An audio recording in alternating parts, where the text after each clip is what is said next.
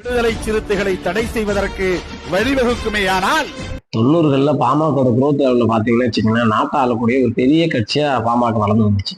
அந்த காலச்சூழல்ல இடஒதுக்கீடு போராட்டங்களா இருக்கட்டும், சமூக நீதி போராட்டங்களா இருக்கட்டும், தொடக்கத்துல ராமதாஸ் ரொம்ப பயங்கரமா வேலை பார்த்துக்கிட்டு அதிகப்படியான அம்பேத்கர் சிலையை சிறக்கிறது அப்படின்னு நிறைய போராட்டங்களை செஞ்சுட்டு இருந்தாரு.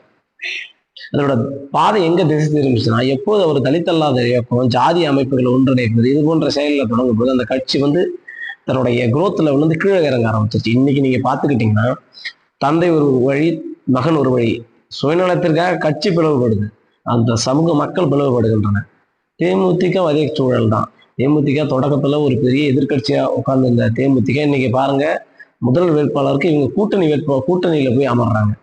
அப்படி ஒரு உயர்ந்து போயிட்டு இருந்த ஒரு கட்சி கீழே அப்படியே இறங்குது, அதோட குரோத் இறங்குது. ஆனா விசிகாவை பாருங்க, தமிழகத்தின் மிகப்பெரிய சக்தியாக விடுதலை சிறுத்தைகள் வளருவார்கள். ஏனென்றால் அப்படித்தான் நாங்கள் மைல்கல்லாக பாய்ந்து வந்து கொண்டிருக்கிறோம். இப்படி இந்த கட்சி இன்னும் பெருமளவுக்கு வளர்ந்துவிடக் கூடாது என்பதற்காகத்தான் அதிகப்படியான தொகுதிகளை கொடுத்து அவர்களை ஊக்குவிக்க கூடாது. இக்கட்சி பெரிய கட்சியை உருவெடுத்திடக்கூடாது. இப்பயே அங்கீகாரம் பெற்றுக்கிட்டாங்க, 4 எம்எல்ஏ வச்சிருக்காங்க, 2 எம்பி வச்சிருக்காங்க. இந்த கட்சி பெரிய கட்சி ஆகிட்டா நாளைக்கு நம்மளிடம் கூட்டணி பேரம் பேசும்போது ஒரு மையமாக நின்று எங்களுக்கு இத்தனை தொகுதி தான் கொடுங்க சண்டை போடுவாங்க. அவங்கள நம்ம அந்த இடத்துக்கு கொண்டு வந்து சேர்த்துடவே கூடாது. திமுக விரும்புதுன்னு நான் நினைக்கிறேன்.